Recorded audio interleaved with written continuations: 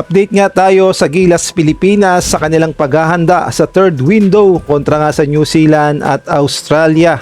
Ito nga, nag-practice na ang Gilas Pilipinas. Ito nga ang kanilang unang ensayo sa Gilas. Ngunit hindi pa nga sila kumpleto dahil yung ibang players ay naglalaro pa sa finals.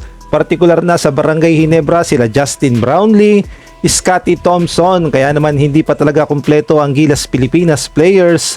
At sa mga umaten naman, spotted sila Carl Tamayo, Dwight Ramos, AJ Edu.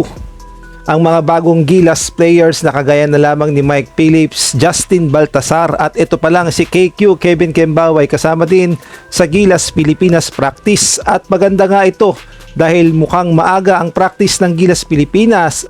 Mas mahaba-haba ang preparasyon dahil mabigat na laban kontra nga sa New Zealand at Australia dahil magkakaroon sila ng home court advantage at tayo ang dadayo sa kanilang baluarte. Kaya naman kailangan talaga nating paghandaan ang magiging laban natin at malay natin makasilat ang Gilas, either New Zealand at Australia. Kaya naman napakahalaga ng maagang practice para sa Gilas Pilipinas upang mapag-aralan ang napakagandang game plan, magkaroon ng matinding team chemistry. At ito pa nga ang good news, si Justin Baltasar hindi nga napasama sa final 12 ni Coach Tim Cone noong second window, ngunit sa pagkakataong ito sa third window ay narin sa report pasok siya sa final 12 ni Coach Tim Cone. Samantalang ito namang si Justin Aranya ang matatanggal dahil nagkaroon ito ng back injury at hindi nga pwedeng maglaro sa Gilas Pilipinas, kaya naman papalitan siya ni Justin Baltasar.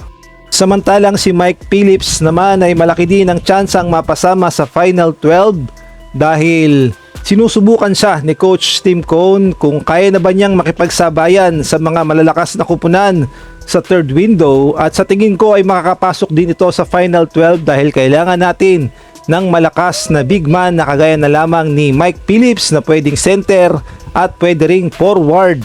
Ang original talaga na plano ni Coach Tim Cone ay palaruin lamang ito sa Asian Games, ngunit kulang talaga ang puwersa ng Gilas ngayon dahil 4 na Gilas players ang hindi available, kaya naman hinugot na itong si Mike Phillips. Kaya naman expected na natin na matangkad pa rin ang lineup ni Coach Tim Cone dahil sa pagpasok nga ni Mike Phillips na may height na 6'8", at gayon na rin sa pagpasok ni Justin Baltasar na may height naman na 6'9". Kaya naman kaabang-abang ang Final 12 ni Coach Tim Cone. At ayon nga sa report, bukas daw malalaman kung sino talaga ang papasok sa kanyang Final 12. Kaya naman abangan natin bukas kung sino ang Final 12 ni Coach Tim Cone na ilalaban kontra New Zealand at Australia.